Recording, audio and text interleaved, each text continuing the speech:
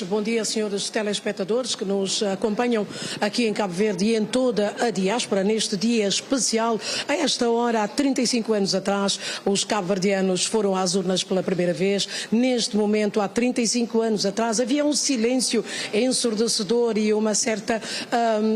as pessoas queriam saber como é que as coisas iam se passar, todos queriam liberdade, a população estava ávida de liberdade. Na verdade, o processo foi decorrendo de forma tranquila, foi ordeira e as eleições acabaram por acontecer. Cabo Verde entrou numa nova era, o Parlamento começou a funcionar, as instituições também, e hoje, 35 anos depois, o momento é sobretudo do balanço. Que Cabo Verde temos hoje, 35 anos depois da independência? Como é que está a funcionar, por exemplo, os poderes, como é que está a funcionar a cidadania, como é que está a funcionar todos os outros órgãos aqui em Cabo Verde. Neste debate preferimos escolher personalidades com história que acompanharam tanto o processo antes da abertura política e outros que através da universidade têm dado um contributo para estudos e aprimoramento do Estado da democracia de Cabo Verde nas suas várias valentes. Portanto, temos um painel aqui constituído por 4 convidados que eu passo a apresentar. Começo pela Crispina Gomes. Crispina Gomes é uma senhora com uma larga experiência a nível de político em Cabo Verde e também agora a nível da sociedade civil. Vai aqui trazer a sua visão sobre os 35 anos da independência de Cabo Verde. Seguidamente passo para o outro lado mais uma senhora, a senhora Filomena Delgado, que também desempenhou altas funções em vários momentos, conhece a política cabo-verdiana como tantos outros que estão aqui. Filomena vai trazer também a sua visão deste percurso de 35 anos da independência. E passo para o mais novo neste painel, nem por isso posso dizer com menos experiência, é o Pedro Matos, é o professor universitário, tem feito o seu trabalho a nível da academia que é uma instituição que tem um papel preponderante no aprimoramento e na consolidação do sistema democrático cabo-verdiano. Pedro Matos, que tem estado a fazer também alguns estudos aqui em Cabo Verde. E termina então com António Espírito Santo. António Espírito Santo tem uma larga experiência também a nível político, já foi presidente do Parlamento cabo-verdiano, um poder nevrálgico da própria democracia no país. Portanto, são esses os convidados que hoje nós vamos falar como é que estamos hoje, 35 anos depois da instauração do regime pluripartidário em Cabo Verde. Começo por si, Pedro Matos, é o mais jovem no grupo, está a enverdar pela academia. 35 anos depois, como é que vê a democracia e a liberdade em Cabo Verde? Muito bom dia, cumprimento os telespectadores, as pessoas que estão nos assistindo. Cumprimento também os colegas desse painel. Um privilégio estar entre senhores cabo-verdianos que testemunharam momentos importantes da nossa história. E, de um modo geral, eu felicito o povo cabo-verdiano por esse momento, por outros momentos que constituem a nossa história. A história de um povo é constituída por momentos, tá? Momentos de sacrifícios, momentos em que realmente, em algum momento, as pessoas desconfiam se de facto a gente conseguiria. Nós conseguimos independência, conseguimos driblar vários problemas ao longo das décadas, conseguimos a democracia. E o mais importante na sua questão é o funcionamento da democracia. Muito mais do que esse patrimônio que se constitui, porque a democracia é um patrimônio do povo. E enquanto um patrimônio, coloca-nos um desafio enorme, que é de proteção, que é de preservação, e a democracia com essa dificuldade no funcionamento, porque é difícil fazer a democracia funcionar. sobretudo galvanizando todas as perspectivas da sociedade, porque, no fundo, de maneira orgânica, essa é a leitura que a própria democracia nos impõe, que é tentar ao máximo colocar nesse conceito tão difícil e às vezes nós achamos simplista de definir, que é a democracia, colocar todas as vozes da sociedade cabo-verdiana. Isso nos exige um processo que é determinante, que é vigilância. A democracia exige constantemente um processo de vigilância, porque os ganhos, sobretudo, nós estamos observando em várias partes do mundo, não é só Cabo Verde, mas os outros países também, nos dão sinais de que os ganhos não são garantidos. Tá? Em qualquer momento nós podemos perder valores, nós podemos perder riquezas que foram arduamente conquistados. Portanto, há uma outra dimensão que eu gostaria de trazer aqui e depois fazer o balanço em relação à sua pergunta, que é um processo de escuta. A democracia, ao mesmo tempo, exige-nos um processo de escuta. Porque é só através desse processo de escuta que nós conseguimos, ao máximo, atingir essa utopia ou essa perspectiva de incluirmos todos e todas num processo de tomada de decisão. Portanto, eu sou jovem, mas essa democracia também é jovem, mas ela é uma democracia que tem sido feita por pessoas que realmente fizeram uma leitura muito completa e muito séria do que esse país em vários momentos precisou. E acredito que uma palavra que poderia nos conectar a essa leitura feita por essas gerações é o consenso.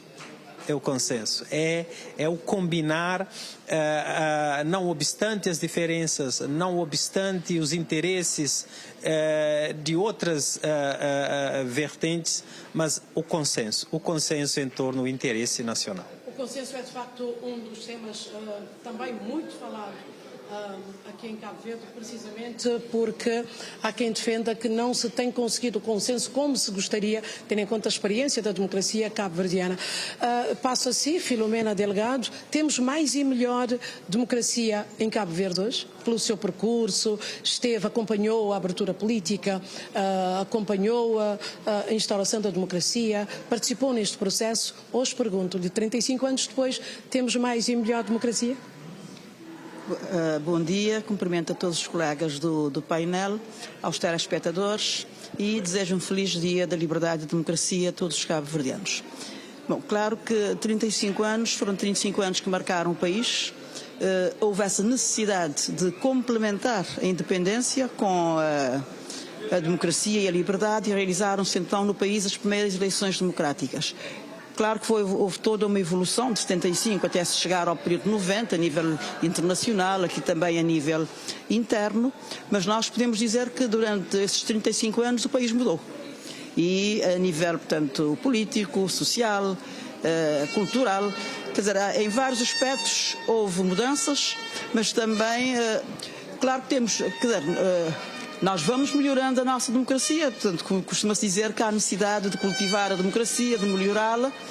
Ainda somos classificados como uma democracia imperfeita, mas eu penso que é importante, de facto, as mudanças foram muito importantes, transformaram o país e, se calhar, muitos jovens ainda não conhecem todo esse percurso, porque nós temos um pouco de trabalhar melhor a nossa história, explicar à juventude, para que possam valorizar também todas as conquistas alcançadas. Claro que não é um dado adquirido e que temos de trabalhar sempre e cuidar da nossa democracia e preservá-la e, claro, para termos sempre mais... Está a ser bem preservada? Eu penso que há esforços nesse sentido, mas que essa preservação dependerá de todos. Da sociedade civil, dos partidos políticos, de toda a sociedade cabo-verdiana, do país e na diáspora. Claro que nós temos de ter consciência dos ganhos alcançados, mas também saber que há essa necessidade de manter e melhorar, para não sofrermos recuos. Há aspectos que não podemos aceitar neste momento, porque estamos num determinado nível e que o caminho é para a frente para termos cada vez mais e melhor democracia. Espírito Santo, falar da democracia implica não ter atenção para aprimorar os ganhos e evitar, sobretudo, retrocessos. Mas, do seu ponto de vista, que ganhos pode realçar e quais as maiores preocupações que perigam e que podem perigar a democracia e que precisam ser acauteladas? Obrigado pelo convite. Os meus cumprimentos aos senhores telespectadores, aos meus colegas de painel. Isto dá um tratado, eu vou pôr alguns tópicos. Primeiro, a situação democrática em Cabo Verde. Eu fui um dos redatores do esboço da declaração política do MPD feito eu e Jacinto Santos, e portanto tínhamos expectativas. Obviamente era um grupo notoriamente heterogéneo, mas fomos capazes de arranjar uma plataforma para resolver o problema político central de Cabo Verde naquela altura, que era a instauração da democracia. A democracia, muitas vezes fala-se de democracia, mas diz democracia liberal, o que é, de certo modo, acho uma designação perfeitamente ideológica, para não dizer propagandística, no sentido de misturar uma forma de Estado e de exercício de poder, que é a democracia, isto é, com participação das pessoas, a forma que envolve formas de participação das pessoas, que envolve formas de controle popular, ou diretamente ou por intermediação, sobre os atos de governação, com liberalismo, que é um mero corrente económica. Ora, isto é puramente ideológico, tanto mais que as situações de desgaste da democracia, de descrédito da democracia, nascem do próprio exercício do poder. E quase sempre, numa democracia liberal, o que se tem verificado no século XX, e agora está-se a ver no século XXI, que o populismo, e quando digo populismo estou a falar na direita, eu não assumo o conceito de populismo de esquerda. O populismo nasce das entranhas da sociedade do liberalismo. E hoje, em Cabo Verde, o problema político central é a desigualdade, com tudo o que isso implica. E, nomeadamente, criar o terreno propício para a propagação de ideias, atitudes e outras ligadas à direita e, sobretudo, à extrema-direita. Como é que avalia esse processo? Infelizmente... Que ganhos e problemas que se felizmente, nós pudemos, em 91, instaurar um Estado democrático. Os elementos-chave da democracia, e este é o ganho central. As instituições, agora, muitas estão a ser minadas. Por mecanismos próprios do sistema e por interesses mais ou menos bem representados ou mal representados, mas por interesses ligados ao aparelho de Estado. Não há isso. Creio que deveríamos ter um consenso nisso. Portanto, no 21, a questão central que há a recolher é essa ideia, a capacidade, e essa lição, a capacidade que se teve de encaminhar a população de Cabo Verde e a própria população de Cabo Verde se empenhar na imposição de um consenso, de levar as forças políticas a um consenso capaz de resolver o problema político central. A ideia, a tentativa de apropriação, por exemplo, a apropriação partidária do 13 de janeiro, para já é falsa, é nociva e tem esse efeito de afastar a confiança em nós mesmos, em que somos e temos de ser capazes novamente de tecer consensos em áreas-chave, em áreas estratégicas. Só que isso não é importante. Para começar. Já lá vamos em termos de consensos. Consenso acho que é uma palavra, é um termo que está a sair daqui. É necessário consenso para se aprimorar o estado da democracia e da liberdade aqui em Cabo Verde. Crispina Gomes também tem um percurso marcante em todo este processo.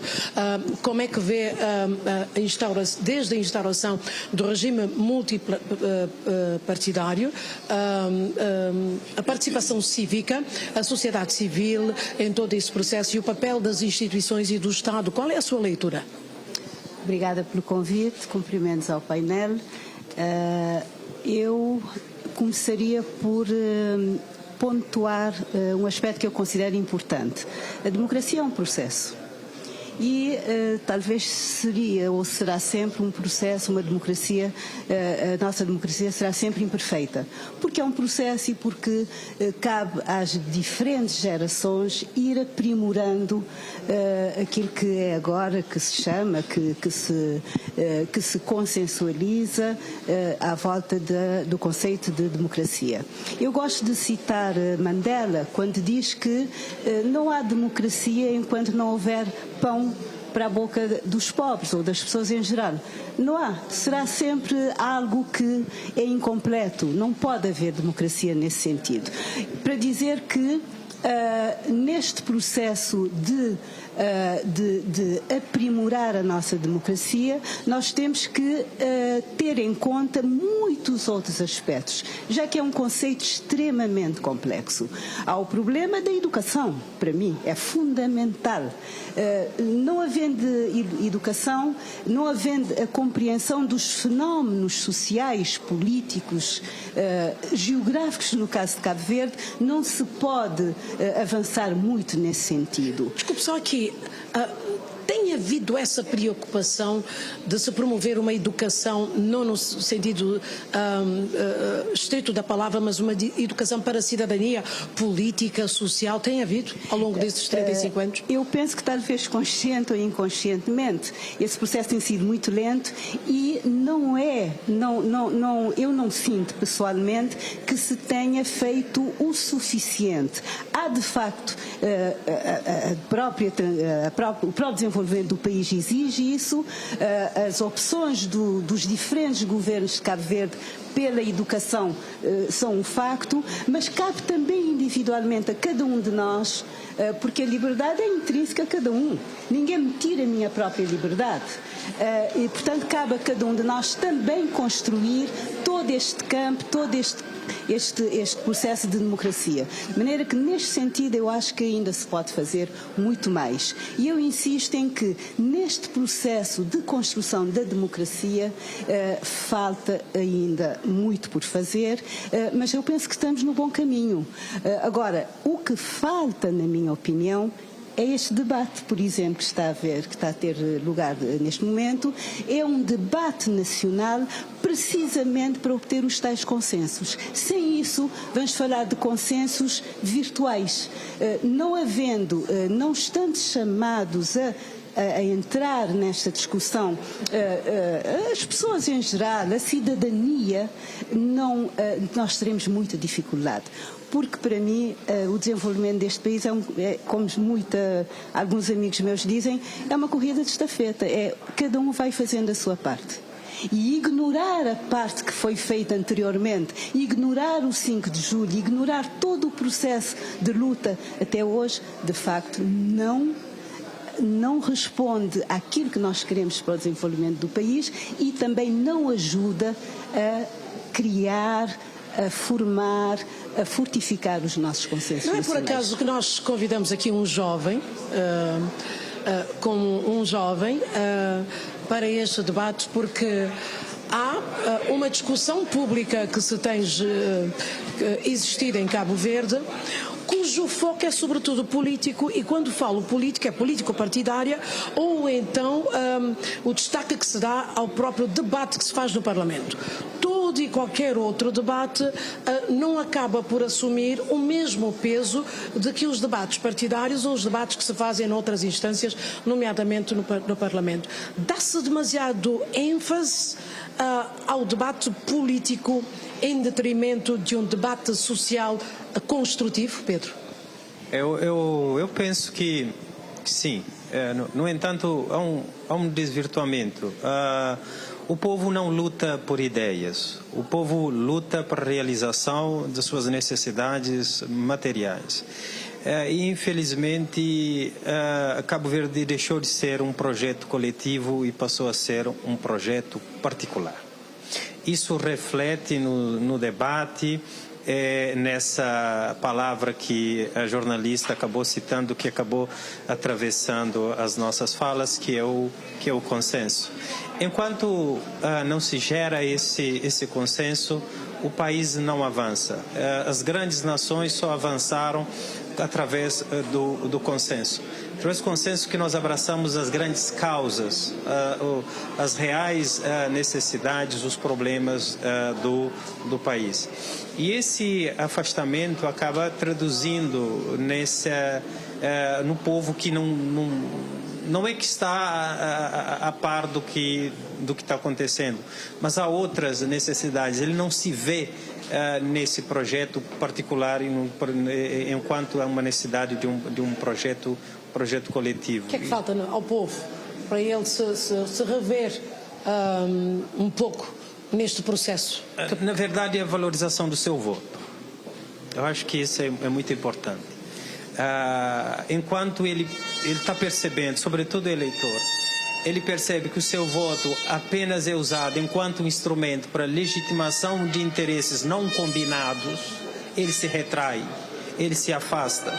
O voto tem sido usado muito mais para legitimar determinados processos e não incluir o povo na extensão do seu voto no processo de tomar a decisão. Nós não estamos sendo convocados para o processo de tomar a decisão. Somos convocados apenas no processo da eleição, que é para o exercício do voto, que é do voto consciente, mas há uma dimensão que é determinante na democracia, que é isso que faz com que a democracia funcione, que é o processo de tomada de decisão. Vários assuntos, vários dossiês, vários temas, a sensação para a sociedade é que foram decididos, foram tomados sem o combinado ou desvirtuando o pré-combinado, que são os grandes debates nas campanhas, as pré-campanhas, os grandes debates, inclusive no Parlamento. Então, quando ele percebe que aquele recurso mais importante que ele tem na democracia, que é inclusive o único poder intransferível, que é o voto, está sendo desvirtuado, ele se retrai e ele vai à procura das suas necessidades imediatas e materiais. Tá? De modo que essas discussões que estão atravessando o povo real, aquele que luta para pagar as suas contas, não sabe o que está acontecendo. Mas não sabe, não é porque não tem interesse, é porque ele está empilhado em resolver tantas outras questões que ele não tem tempo de fato de ligar a televisão ou sintonizar a rádio para participar desse processo. Mas atenção, Pedro, será que esta sociedade civil foi excluída ou é um processo existente que não está a permitir? Porque existe uma sociedade civil, vamos aos jornais, o que é que se passa? Esta sociedade civil que hoje está com também algum receio. Eu recordo aqui um dado importante para conseguir este debate, fazer este debate, este painel. As pessoas fogem. As pessoas hoje não querem opinar porque não querem ser expostas. Exato. Rapidamente, antes de passar a palavra à Filomena, exatamente, para comentar este... Pois é, essa exposição é o quê? É uma dimensão que não combina com a democracia, é um medo.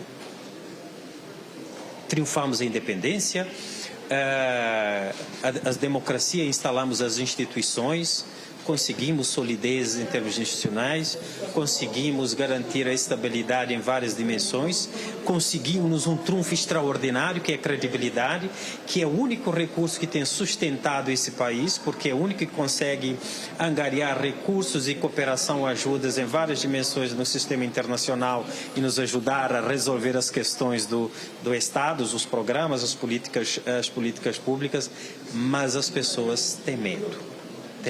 E a democracia não combina com medo. Filomena, que consideração faz de tudo isto? O facto, por exemplo, ser a Filomena estar sempre disponível em vir para os debates, quando 99% das pessoas fogem com medo, os consensos no Parlamento que não se consegue, a linguagem utilizada no Parlamento, o que é que falta para aprimorar a democracia cabo-verdiana? Estamos com 50 anos de independência, estamos com 35 anos de democracia e estamos com uma liberdade que muitos dizem estar condicionada pela forma como não ser tão plena como bem gostariam. Bom, nós ouvimos aqui várias palavras que marcaram um pouco a questão do consenso, a escuta. Poderia acrescentar o diálogo. Nós muitas vezes não nos ouvimos, ou não ouvimos o outro. Há essa necessidade de ouvir o que o outro nos diz e refletir e ver, de facto, o que se pode aproveitar. Muitas vezes, rejeitamos automaticamente aquilo que ouvimos. Mas também já se falou aqui da educação. Mas eu penso que não é só na educação formal que se terá que fazer esta formação para a cidadania, essa formação do cabo-verdiano. Mas a própria comunicação social tem um papel importante. As associações também têm o seu papel. Quer dizer que todos nós temos algum papel aqui nesse aspecto. Falou-se aqui do medo, que é algo também que, mesmo quando se fala, por exemplo, da participação das mulheres na política, inicialmente vinha essa questão do medo. Mas eu lembro-me de uma formação que uma senhora fez aqui com o ICEG, da altura, quando estiveste no ICEG, que era a preparação das pessoas. Eu penso que muitas vezes também as pessoas, por não estarem habituadas, por alguma outra dificuldade, não querem aparecer, mas também pode haver algum medo por outras razões. Mas aqui também já se falou da democracia e as pessoas só são ouvidas na altura das eleições. Ou pelo menos apresenta-se um programa que muitas vezes acaba por, e nem sempre é cumprido aquilo que se apresentou. Quer dizer que há toda essa questão então da formação, da educação e da formação política também. Porque as pessoas devem, aliás, os próprios partidos devem estar a cuidar da formação política dos seus militantes. E também aí falha alguma coisa. As juventudes partidárias, com algum papel importante. Quer dizer, eu penso que há vários protagonistas neste processo e muitos que poderão dar a sua contribuição. Aliás, uma das falhas que se apresenta que se aponta à nossa democracia é o facto de ser uma democracia representativa e não participativa. Há pouco, quando o Espírito Santo falava da democracia liberal, mas também penso que a Academia tem aqui também um papel importante, com estudos, com debates, e que também, agora, cada um também, a forma como acompanha, como estuda, como ouve, como lê e contribui para a sua própria formação. E claro que nós temos de combater este medo, criar condições que favoreçam a participação de todos e de todas. Mas 35 anos depois ainda há lugar a um certo, quando eu digo medo, coloco entre aspas, receio das pessoas se exporem. Isto não qualifica o próprio estado da democracia que temos? Não, claro que isso é negativo. Então há que fazer algum trabalho nesse sentido. Mas também da parte dos governantes e de todos nós terá de haver, quer dizer, nós não podemos estar, às vezes porque a pessoa disse alguma coisa, conota-se com o partido A ou então com o partido B. Houve uma pessoa que ia com frequência de debates na televisão e que dizia, num dia quando fala algo que é favorável a um partido, dizem, ele é desse partido. Dias depois diz uma coisa que agrada mais aos outros e fica sempre colocado de um lado ou do outro. Quer dizer, nós temos de valorizar Mas esse argumento não vem de agora. Esse argumento perdura no tempo e acompanha os 35 anos da liberdade, da democracia. Quando se coloca a questão de ser partido A ou partido B, também não se levanta a questão da própria maturidade dos partidos políticos em Cabo Verde? Não, já não é só dos partidos políticos, mas também dos próprios cidadãos. Aqui há a necessidade de uma preparação e de criar condições para que se aceite o outro, a tolerância. Tem de se cultivar mais a tolerância, o respeito pelo outro. E muitas vezes isso falha. Mas também são aspectos que não mudam facilmente. Por exemplo, se passarmos para um outro aspecto, nós falamos muito em educação ambiental e em Cabo Verde já se fala em educação ambiental há muitos anos. Mas, se calhar há 35 anos ou antes já se falava em educação ambiental. Mas se formos ver, nós continuamos com comportamentos que mostram que ainda pouco aprendemos, que não estamos a mudar. Eu lembro-me de um projeto de educação ambiental dos países do SILS, Cabo Verde fazia parte, e a ideia era a internalização. Quer dizer, o projeto terminava, mas as escolas interiorizavam isso e trabalhavam, e trabalha-se nas escolas de educação ambiental. Mas nós vemos o comportamento da nossa população, de adultos, de jovens e mesmo de crianças, que vem ao contrário daquilo que se ensinou. Quer dizer que há de facto alguma lentidão e temos de ver o que fazer para acelerar esse processo. Pois é, para que as mudanças se tornem mais efetivas e aconteçam em devido tempo. António Espírito Santo, o Parlamento é de facto um centro nevrálgico do sistema político cabo-verdiano. Há muita avaliação que tem sido feita ao Parlamento, muitas considerações ao nível do debate, à forma como se debate, e eu gostava de ouvir ainda uma questão. 50 anos de independência e 35 anos de liberdade e democracia, não se conseguem consensos aí a ponto de fechar dossiês vitais para o funcionamento da própria democracia. Falo da CNE, falo da Comissão Nacional de Eleições, que é a CNE, da Comissão de todos os outros, com o Tribunal Constitucional. Como é que é possível não se conseguir consensos porque outros motivos acabam por falar mais alto do que o próprio interesse do Estado? Pois, o Estado, ele próprio, é um conglomerado de interesses. E, por vezes, ele próprio é objeto de disputa entre interesses. Não há por onde fugir. E, portanto, quando o interesse em jogo se sobrepõe de um partido ou de um grupo que, como direi, capturou um determinado partido.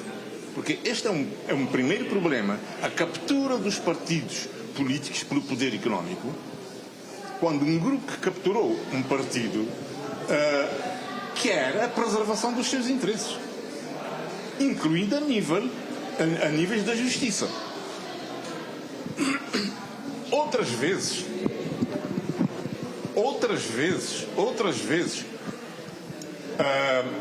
há instituições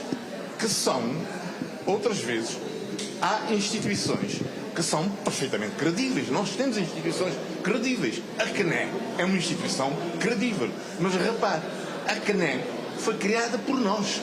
A CNE, desde o princípio, desde a primeira eleição até hoje, os cabo-verdianos foram melhorando. Ano a ano. Legislatura a legislatura. Legislação a legislação. A CNE é uma instituição credível.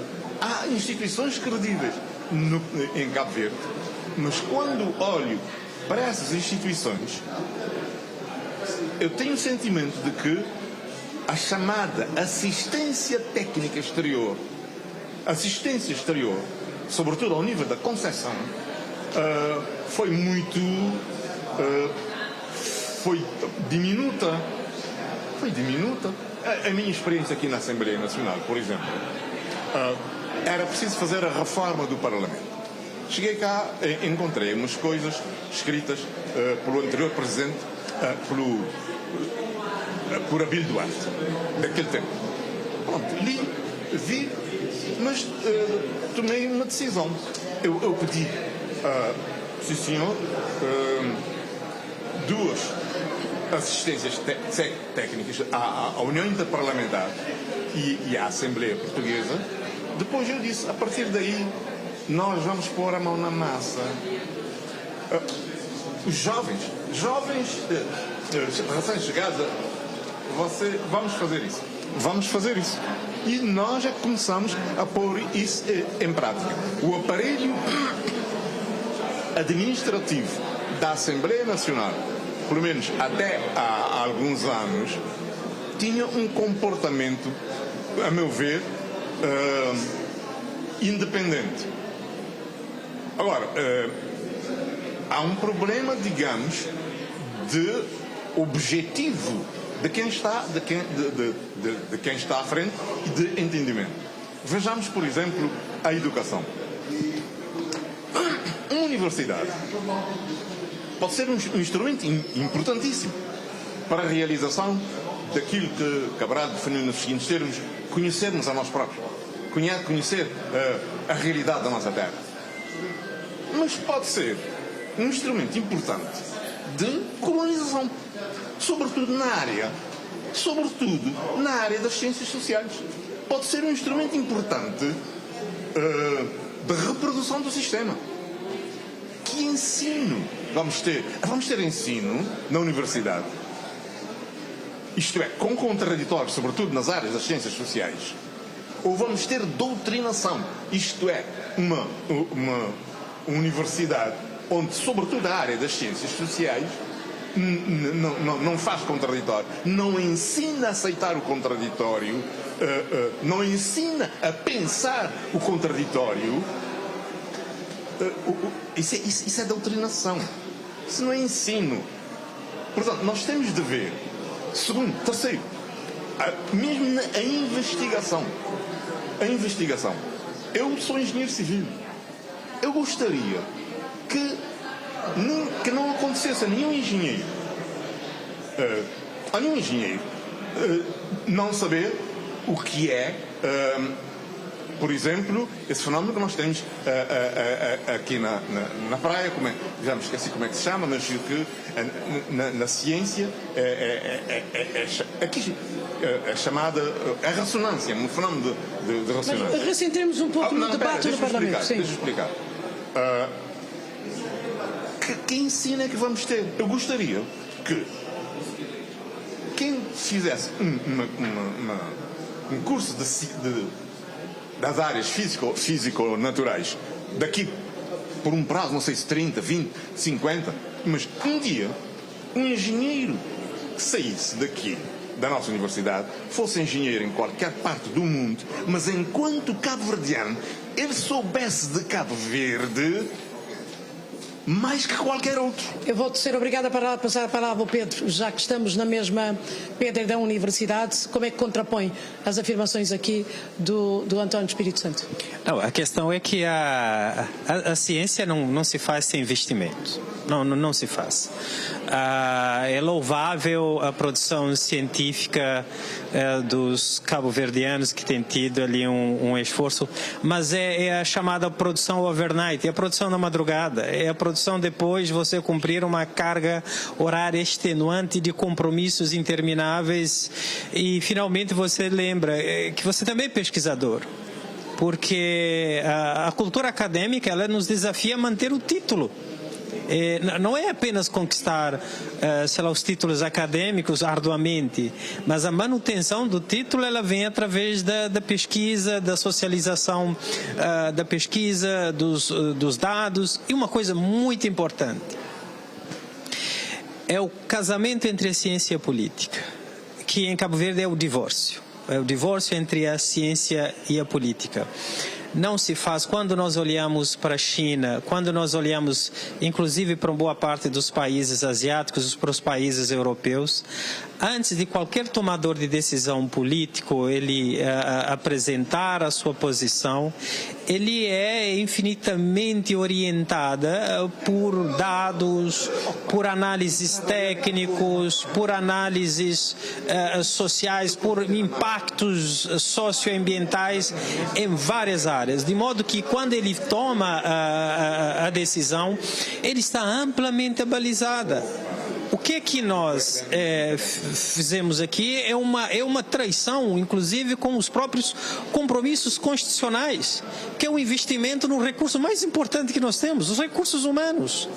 Se nós não valorizamos esses recursos humanos, nós estamos fazendo um desinvestimento que é preocupante, porque você tem uma coisa aqui, nós estamos entregando para os países estrangeiros, sobretudo os europeus, uma mão de obra altamente qualificada.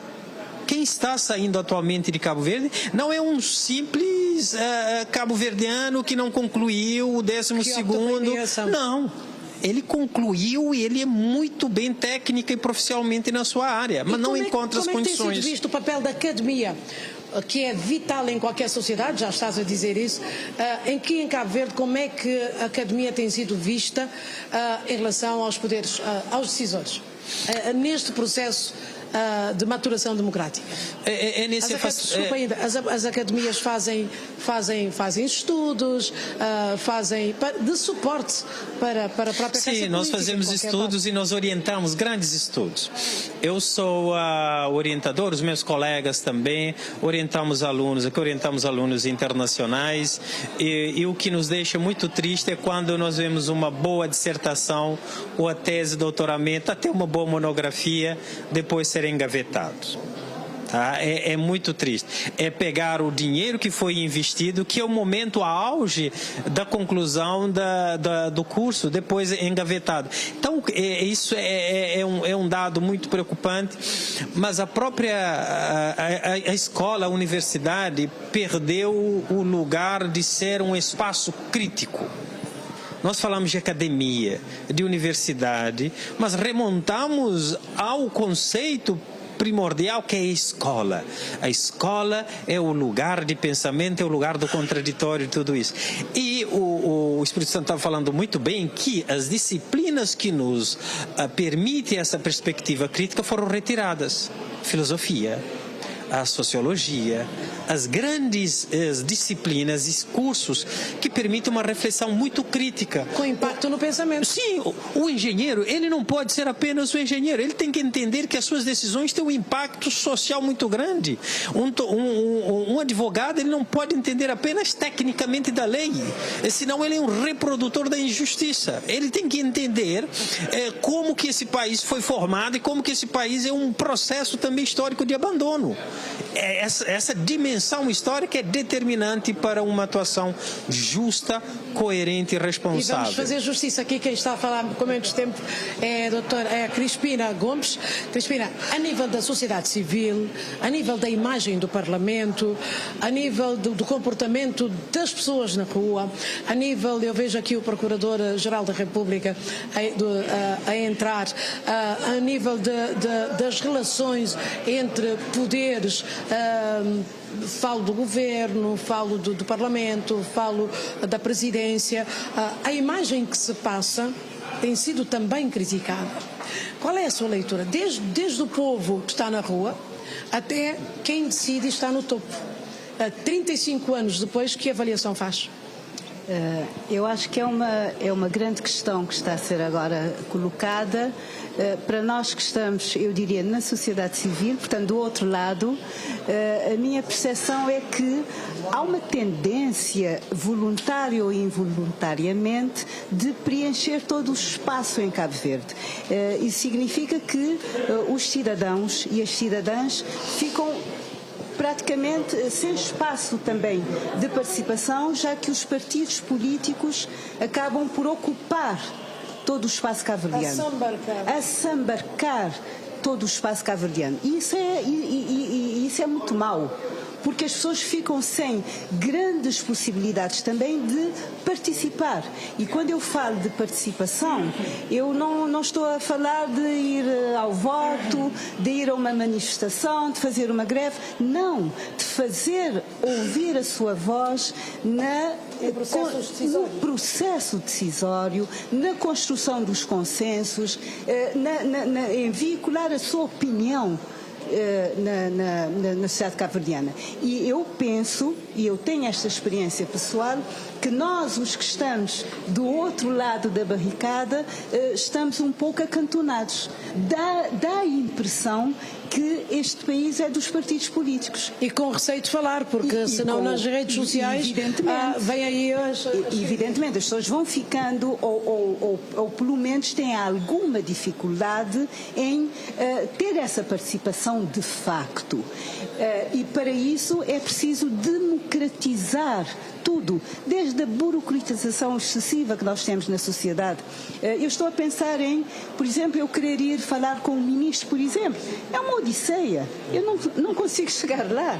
De maneira que, quer dizer, é de facto as mostras que nós temos de todo o sistema em Cabo Verde levam-nos a pensar que há algo que não está bem no reino da Dinamarca, como se costuma dizer. Nós temos que fazer toda esta aprendizagem ou reaprendizagem de democratizar todas as estruturas, quer sociais, quer políticas, para que de facto se fale em democracia. Mas onde é que está a sociedade civil?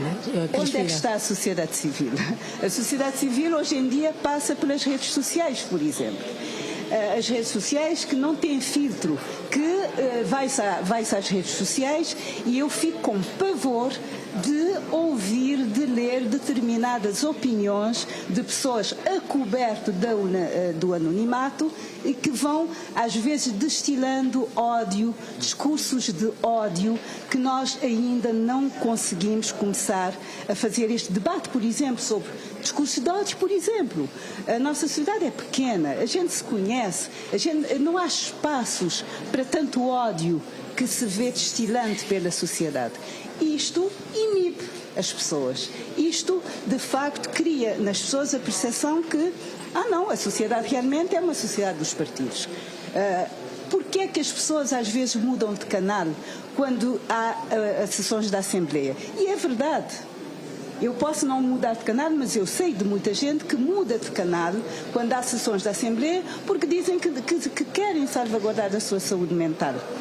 Eu, pessoalmente, tive encontros com o Presidente do Parlamento a dizer que há algo que vai mal no Parlamento e que nós devemos preservar esse nível de poder em Cabo Verde, que é o nosso espelho. Nós não podemos banalizar o Parlamento, que é o que muitas vezes nós vemos, não é? Não podemos banalizar, nós devemos elevar o discurso político no Parlamento, que é quem nos representa. Há algo a fazer a nível de quem nos representa? Há um debate também na sociedade, infelizmente mais entre os cafés, sobre aceitar ou não quem nos representa no Parlamento. Aceita-se, foram eleitos pelo povo, mas o nível de deputados que nós temos tido em Cabo Verde, o perfil dos deputados tem estado a valorizar o debate que o cabo-verdianos quer e espera? Eu mais uma vez digo que o deputado representa quem? Eu já fui deputada e, portanto, a minha pergunta não é só retórica. Muitas vezes o deputado vai representar o seu partido, o seu programa partidário, mas quem o elegeu foi o povo de Cabo Verde, foram as mulheres e os homens de Cabo Verde. Mas ele vai lá e vai defender, de certa forma, o partido que o pôs lá. E aqui não estará um problema sério que precisa ser resolvido? É muito sério. Ele pode defender, ele tem espaço para defender o seu ideário político, mas ele é um mandatado do povo, ele foi eleito pelo povo. Portanto, ele tem que saber fazer o equilíbrio entre representar o seu partido e representar o povo de Cabo Verde. Não é na Assembleia que ele vai esquecer-se porque é que está lá. Aliás, em Cabo Verde há muitos equívocos. Desde as famosas datas importantes de Cabo Verde, desde as celebrações das datas, desde o entendimento da história de Cabo Verde, desde o desenquadramento da nossa história, há muitos equívocos em Cabo Verde e que nós, pelo debate, pelas conversas com elevação, nós temos a obrigação de ir desmistificando sem ódios, sem com elevação, sem angústias, sem nada. Temos a obrigação, eu falo de mim que sou já uma sénior da sociedade, nós temos a obrigação de ir contextualizando. Não se pode falar na época atual, no regime atual em Cabo Verde, do momento em que vivemos, sem contextualizar a nossa história. A nossa história não nasceu ontem, a nossa história tem 500 anos de existência. Guerras de protagonismo, a propósito de São datas. ambições pessoais. Eu pergunto-lhe, a guerra de protagonismo em relação a datas está a desvirtuar tudo do debate do essencial? Está a pôr em causa toda a nossa a solidariedade nacional e social, está a pôr em causa os fundamentos da nossa democracia, está a pôr em causa todo o humanismo que deve perpassar, está a pôr em causa o nosso amor por Cabo Verde. Muito bem. Filomena, há uma outra questão que assume alguma preocupação. Estamos aqui a falar de alguns aspectos que precisam ser aprimorados. Há ganhos, sem dúvidas, nos 35 anos de independência, mas cada vez mais, a cada eleição que tem sido feita, é um mérito o resultado das eleições, a forma como tem sido feita, é valorizada, é vangloriada internacionalmente e a nível nacional, mas o facto é que há cada vez mais pessoas a não participarem nas eleições. A taxa de abstenção tem sido cada vez mais elevada na Cabo Verde e parece que é um tema esquecido, que só se lembra da taxa de abstenção depois dos resultados eleitorais, depois não se fala mais no assunto. É importante resolver este problema? Não, claro que é muito importante resolver esta questão da abstenção. E há necessidade de fazer estudos também, de saber porque é que temos essa alta taxa de abstenção. Mas muitas vezes, ainda há dias uma senhora dizia, isto está mal, mas eu não vou votar. Porque muitas vezes a pessoa também está a ver o voto como que depois da votação quer ter algum benefício próprio, em vez de ver algo que seja importante para toda a sociedade. Há pessoas que dizem, por exemplo, o meu partido ganhou, mas eu não usufruí de nada. Porque parte logo do princípio de que se o seu partido está no poder, ou se contribuiu, ou se fez campanha, terá de ter algum benefício próprio. Então há algo aqui que deve ser trabalhado. E mostrar que o político, porque há pouco estava-se aqui a falar dos deputados, o deputado sai desta sociedade. Então, se há problemas no Parlamento, em termos da forma como as pessoas falam, algumas vezes, que não são todos, a questão do respeito, a forma como se falam, como se preparam, é a sociedade que nós temos aqui. Porque o deputado é um membro desta sociedade, desta nossa sociedade. Então, quer dizer que temos de ter isto em conta. Mas também há um aspecto que nós temos na nossa Constituição, a Doutrina Social da Igreja fala muito desse aspecto, que é estar ao serviço de. O deputado, o governante tem de saber que está ao serviço deste povo, ao serviço desta sociedade. A crítica da Crispina é que o deputado parece estar sempre ao serviço esquece e acaba por estar sempre ao serviço do partido, segundo disse a Crispina, em vez de pensar na nação. Não, eu penso que não podemos, quer dizer, pode... Como desmistificar esta... Não, nós temos que ver que há situações em que o partido tem uma determinada posição. E se o deputado é eleito na lista desse partido, temos às vezes situações em que não segue. Para alguns aspectos, há uma disciplina partidária que ele tem de seguir. Por exemplo, ele tem de votar o orçamento. O deputado eleito por uma lista partidária não vai votar, ou não deve votar contra o orçamento apresentado pelo seu partido que está no governo. Mas há aspectos onde se pode mostrar claramente a sua posição. Agora, há a forma como as pessoas podem falar, como podem expressar-se. Mas tem de haver uma formação de todos, de mais humildade, de saberem que estão ao serviço. Quer dizer, que o ser ministro, por exemplo, está ao serviço do povo. Então tem de fazer tudo para o bem da sociedade. Há sempre a questão do bem comum que se pode ter em conta, porque não é ver o que eu posso beneficiar, mas o que é bom para o nosso país. A nível de vários aspectos da governação. Mas voltando à abstenção, a quem cabe dar o pontapé de saída para que se faça algo no sentido de dizer ao povo o nível da democracia depende muito da participação do cidadão. Bom, cabe a todos, particularmente aos partidos políticos, também fazer esse trabalho. Nós há pouco antes do programa... Não, devem ter. Porque se há uma alta taxa de abstenção, os partidos também são prejudicados. E muitas vezes há pessoas, por exemplo, que não estão de acordo com um determinado partido ou com um determinado programa apresentado, mas que depois não vão votar. Mas também as pessoas muitas vezes não têm em consideração o programa eleitoral que é apresentado. Os partidos fazem o programa, as plataformas eleitorais, as pessoas não leem. São muito influenciados pela campanha, desviados com outros aspectos e muitas vezes vem o interesse imediato. Então há um trabalho... Há um interesse mais partidário do que de Estado nos partidos e nos representantes do povo no Parlamento? Não, o interesse... Pela prática? O interesse primeiro tem de ser pelos Estados. Tem sido assim? Bom, isso é algo que nós temos de... Eu não posso afirmar, não tem sido assim taxativamente. Mas acaba aqui estudos a serem feitos, por exemplo, para ver qual é a situação. Mas isso, eu acho que é um trabalho que é poucas vezes feito, que é um estudo a partir das atas do Parlamento, que tipo de intervenções. Há países que fazem isso. O tipo de intervenções, as áreas que são mais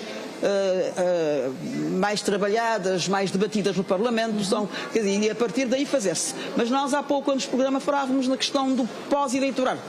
Nós não podemos terminar as eleições, temos alta taxa de abstenção. Durante 5 anos não fazemos nada, meses antes das eleições começamos a pensar nesta problemática. Quer dizer, é um assunto que tem de ser bem trabalhado. A Comissão Nacional de Eleições acho que tem feito algo nesse sentido e deve continuar. Grupos de estudos e outras atividades que levem as pessoas a verem o interesse da sua participação.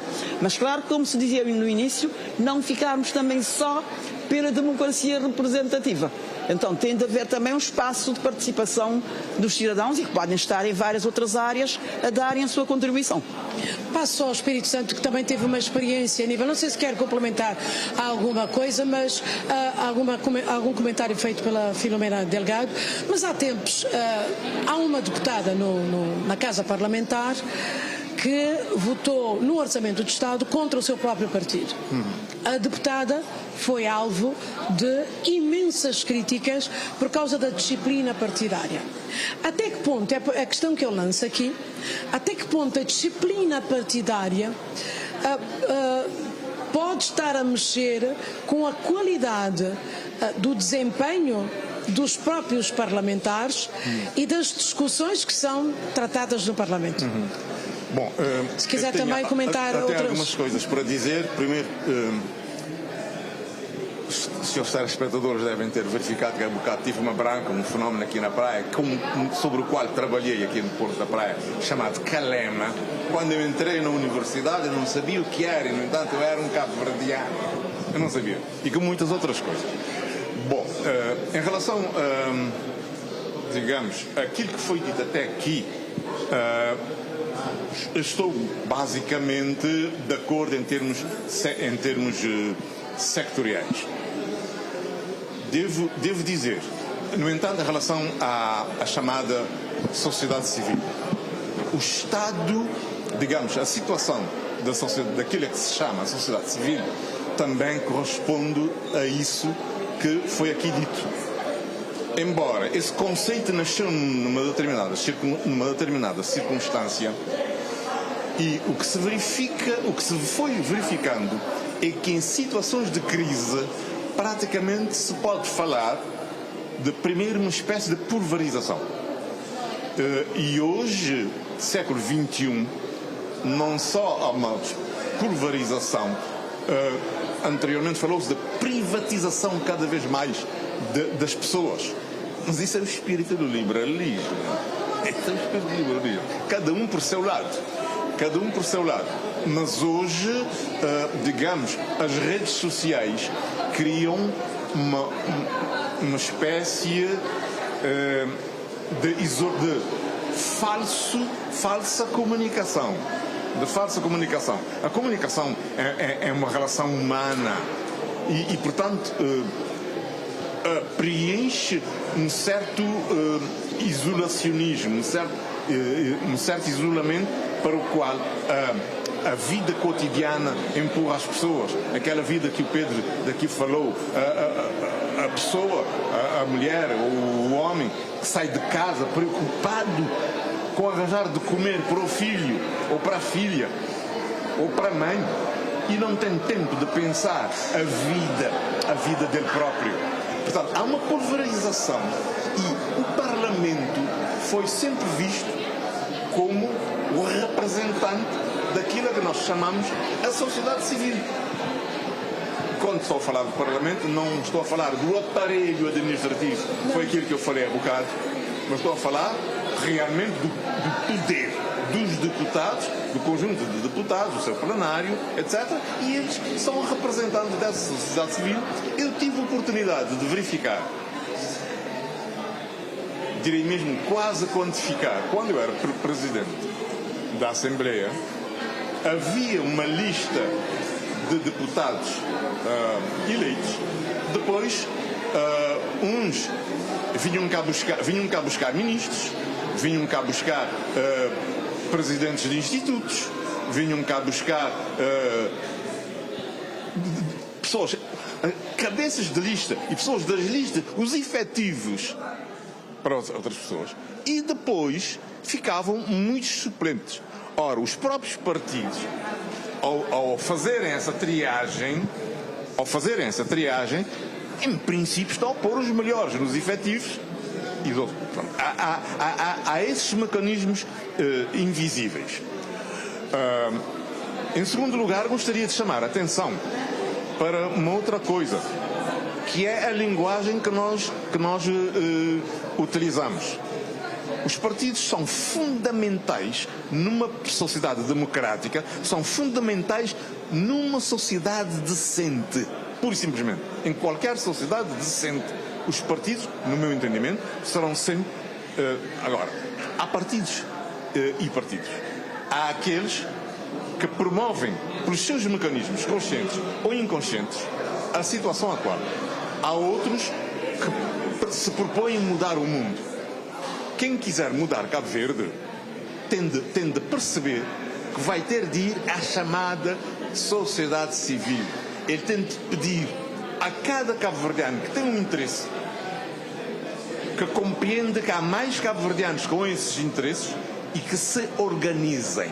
Mas os partidos precisam ter os partidos que querem mudar as coisas em Cabo Verde, e os atuais eu não os vejo assim, têm de ter essa ideia, mas ao mesmo tempo eles têm de ser promotores da independência dessas organizações da sociedade civil, ou independência e autonomia dessa sociedade civil, que vão incitar e até mesmo ajudar a organizar. Mas a nível individual, de deputados que fazem parte de um partido. Já vou essa. Que não se pense que não há soluções. Olha, eu conheci uma solução no Mali quando eles fizeram a democracia, que era o seguinte: resultava do seguinte problema. Os cidadãos faziam perguntas ao ministro, petições, etc, etc.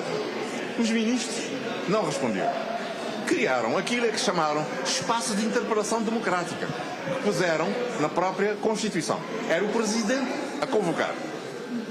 E, durante algum tempo, por ano, havia uma reunião. E cada ministro que não tivesse respondido ia lá nesse espaço, no Tribunal Constitucional, e perante o país inteiro, porque a televisão era obrigada a transmitir, responder a esse cidadão. A alteração que fizeram é que tiraram depois do Presidente da República e puseram no Provedor de Justiça, que é um pouco mais independente do Executivo. Mas o resultado é que muitos ministros foram demitidos. Muitos ministros foram demitidos por diversas razões. Faziam perguntas, o cidadão fazia perguntas e não se respondia. Por vezes, por trás da omissão, estavam coisas pouco claras. No fim, o Presidente não tinha saída a não ser demitidos. Controles, a maneira de controlar há muitos. Em relação a essa deputada, Não estamos a falar desta deputada.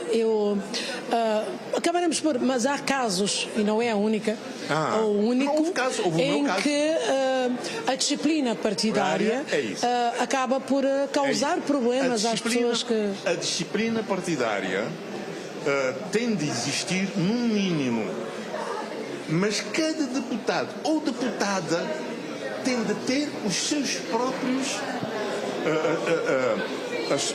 próprios limites, as suas próprias linhas vermelhas. Ele tem de ser claro. Isto aqui é uma linha vermelha. O meu caso, eu engoli muita coisa por omissão, porque eu entendia que não era estratégico, não era crucial eu violar a disciplina do partido. Mas eu tinha as minhas linhas vermelhas. Quando achei que estavam a ser pisadas, pronto, acabou-se. Mas isto tem de ser admitido como fazendo parte da democracia. Quem está lá deve lealdade ao partido, mas o partido também deve lealdade à pessoa, ao indivíduo. E essa lealdade tem de ser efetivada através de procedimentos democráticos e a ausência de não retaliação em caso de dissidência. É isso. Agora, mas a retaliação é um instrumento para criar medo.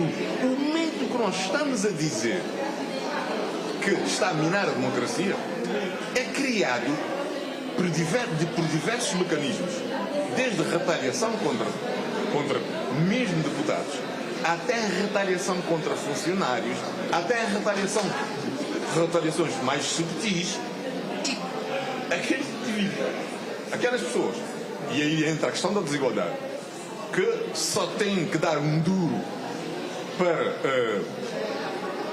arranjar pão e dignidade para a sua família, essas vão pensar duas vezes antes de abrir a boca.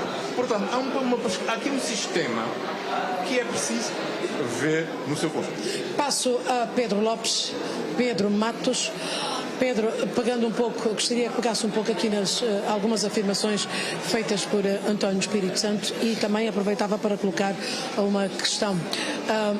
Muitos defendem a não pujança da sociedade civil pelo facto de uma percentagem grande depender do Estado. Como é que encara isso?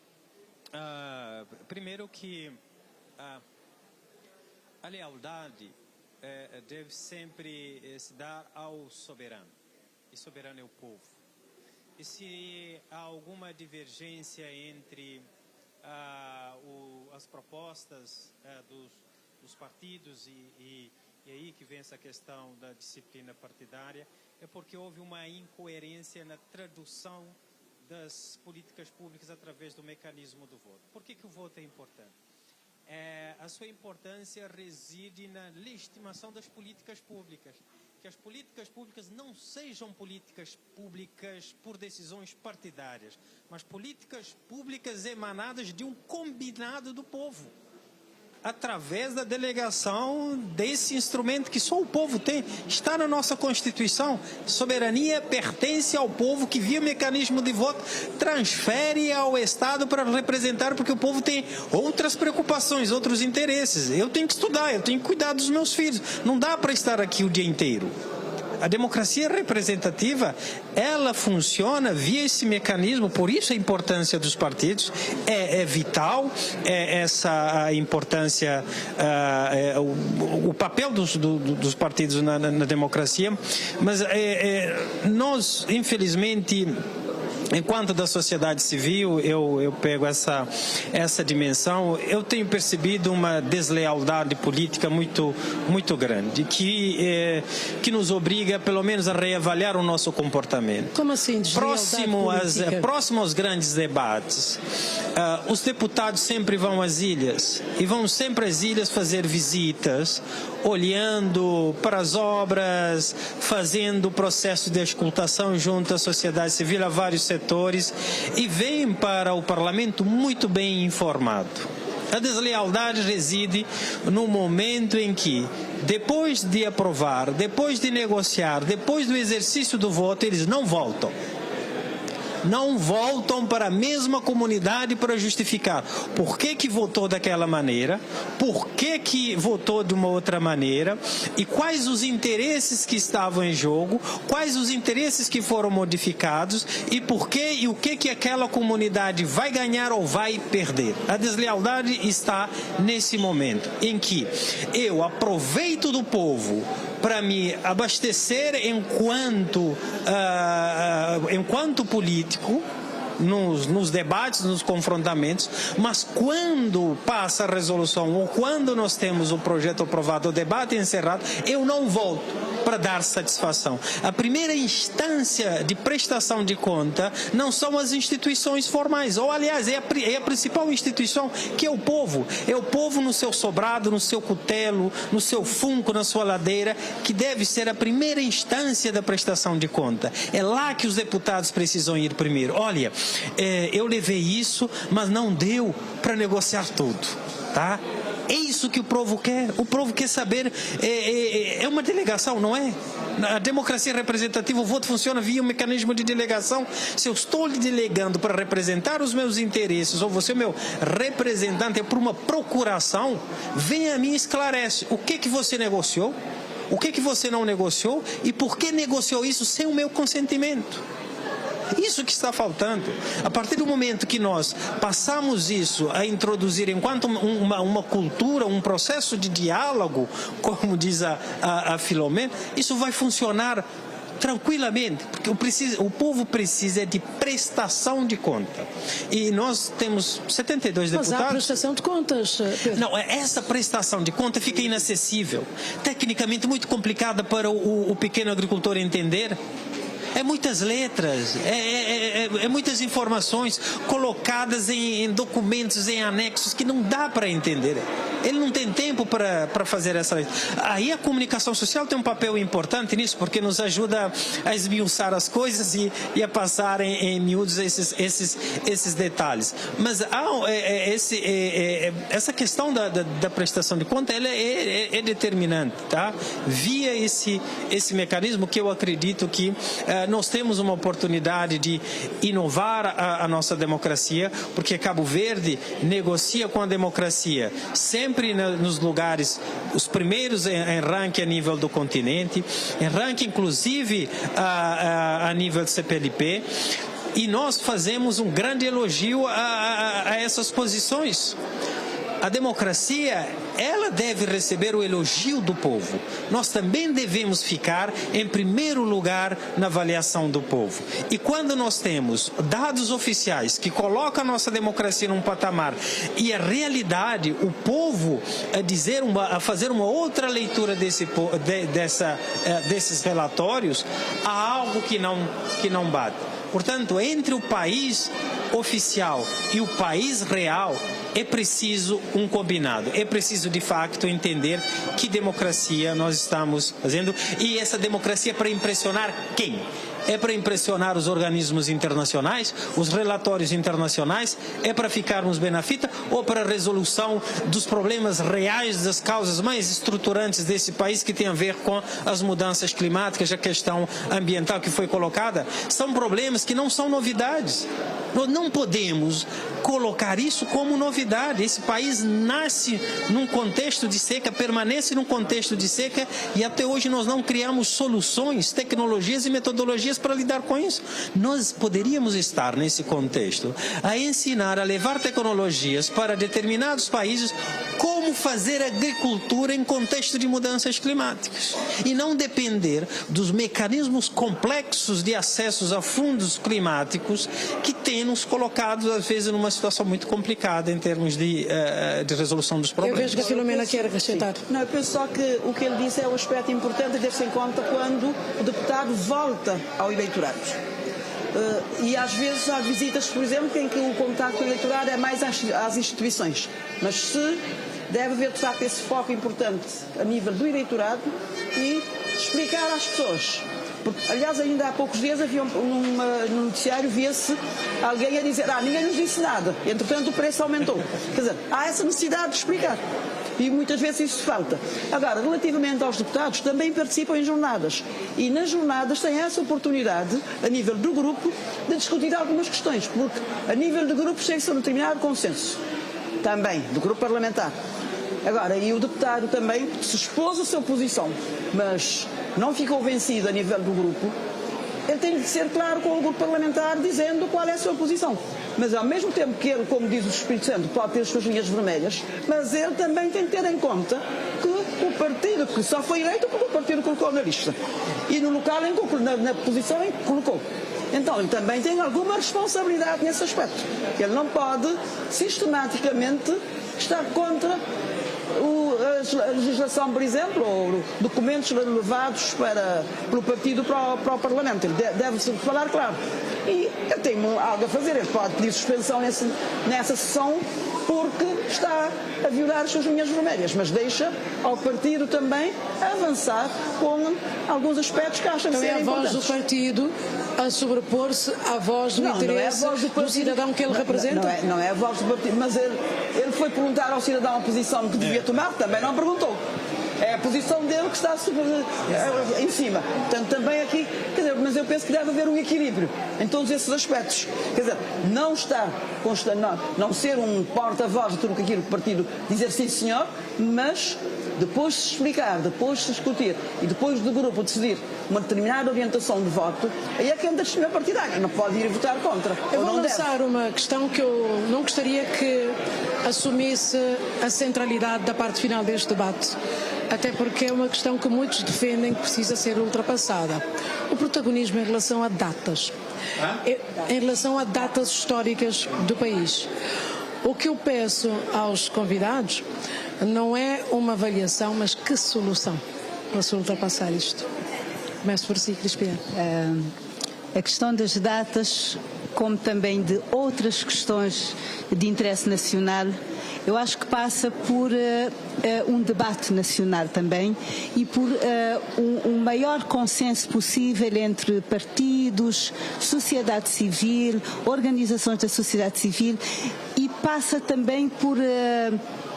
Eu volto à educação também e a conhecer a nossa história. Eu passo sempre ao ponto de partida. Os cabo-verdianos devem conhecer a história real de Cabo Verde, não a história manipulada, contada com interesses específicos. Mas de acordo com os políticos, qual é a história real? É isso o problema. Eu não falo da história contada pelos políticos, mas falo da história...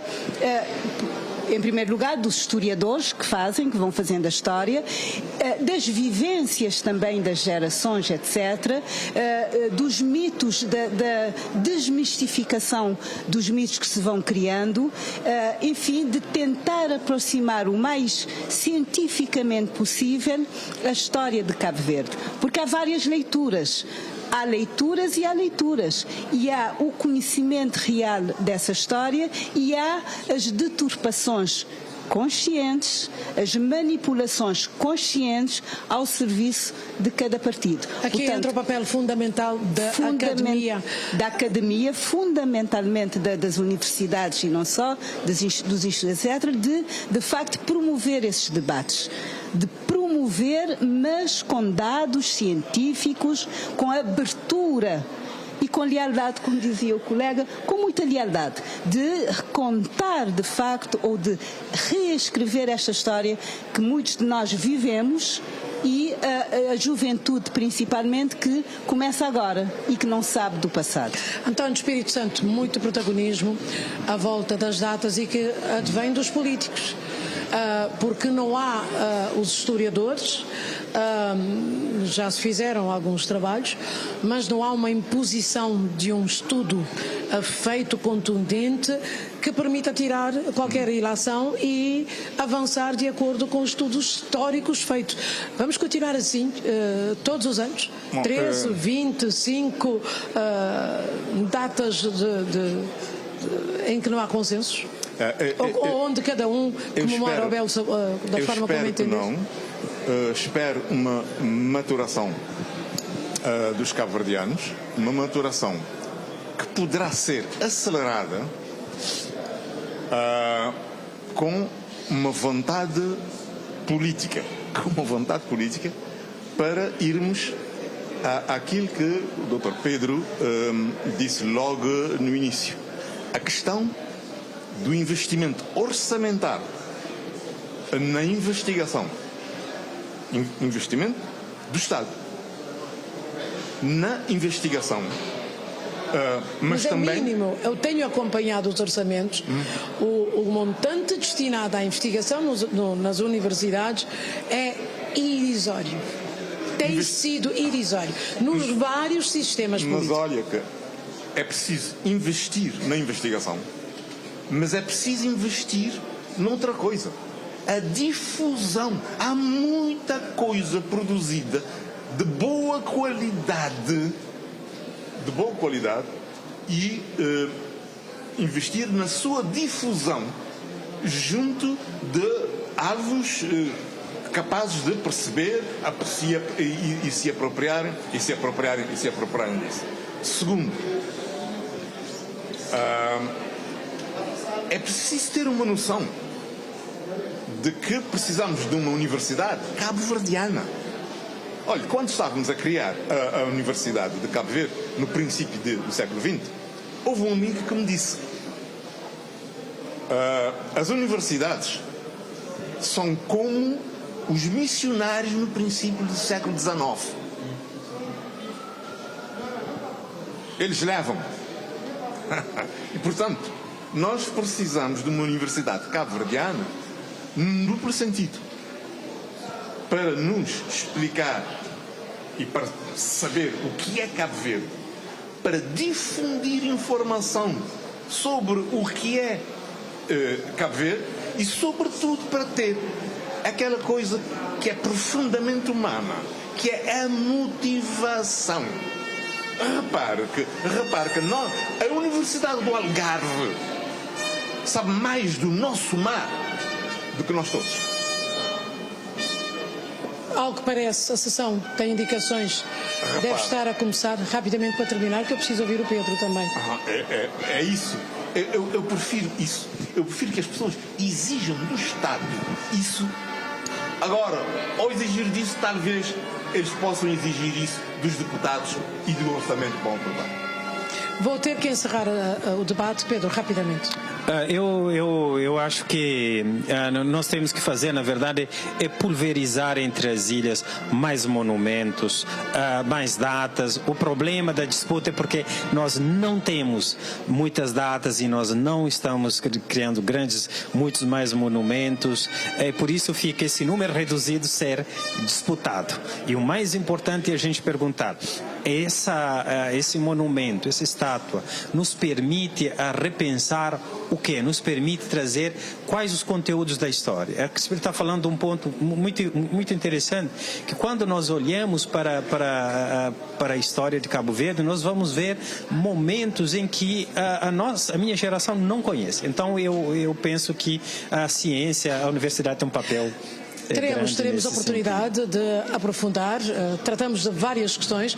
A mim neste momento tenho que agradecer a presença dos convidados aqui neste painel. A sessão está a começar. Temos informações de que à entrada já está o chefe de Estado, o Presidente da República, para a sessão solene comemorativa do dia 13 de janeiro. Agradeço a todos. Feliz dia.